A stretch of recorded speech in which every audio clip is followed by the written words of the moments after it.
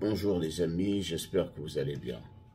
Alors aujourd'hui, je vais un peu mentionner ce que moi j'aurais bien voulu que l'ambassade améliore ou change.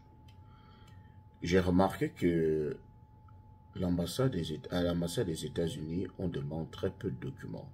C'est-à-dire, dans les instructions, on demande à ce que les gens regroupent les documents, mais malheureusement, lorsque les gens se pointent à l'interview, ces documents-là ne sont pas consultés.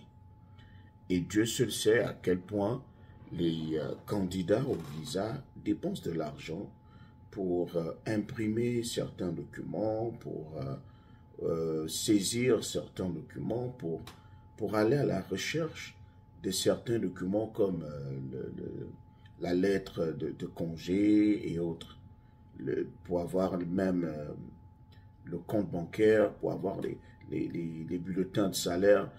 Beaucoup se battent pour regrouper les documents, mais lorsqu'ils arrivent à l'interview, ces documents ne sont pas consultés et on leur refuse même le visa. Alors, je voulais attirer l'attention de l'ambassade sur un point. Vous savez, tout le monde ne peut pas être habile à la bouche. Je sais que pour les agents d'immigration, la première chose que vous regardez, c'est le face-à-face, la façon dont la personne répond aux questions. Mais il arrive aussi que, à cause de la peur, quelqu'un ait du mal à s'exprimer, ait du mal à véhiculer le message, quand bien même il dit la vérité.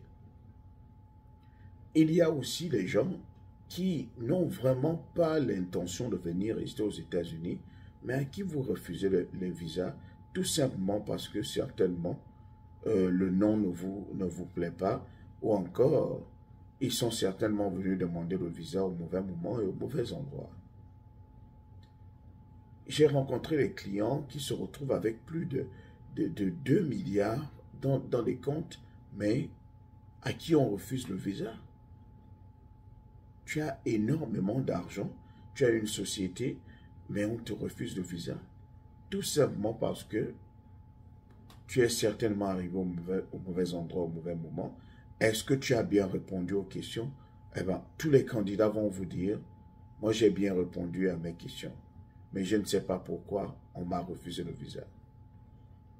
Alors, il serait aussi important que l'ambassade, lorsque le consul remarque que quelqu'un a du mal à s'exprimer, à véhiculer son message de manière verbale, qu'on essaye un peu de voir si les documents sont vrais.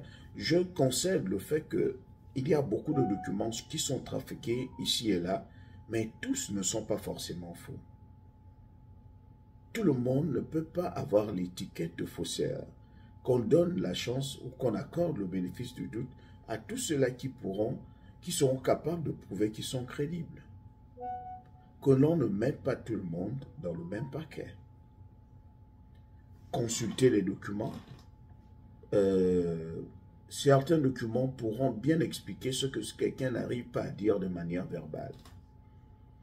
Et il arrive même que quelqu'un ait, par exemple, un relevé bancaire, mais que vous n'allez pas demander, vous allez lui refuser le visa. Peut-être que dans vos têtes, vous allez dire qu'il n'a pas assez de moyens. Alors qu'à travers le relevé bancaire, vous pouvez savoir que c'est quelqu'un qui est bétonné.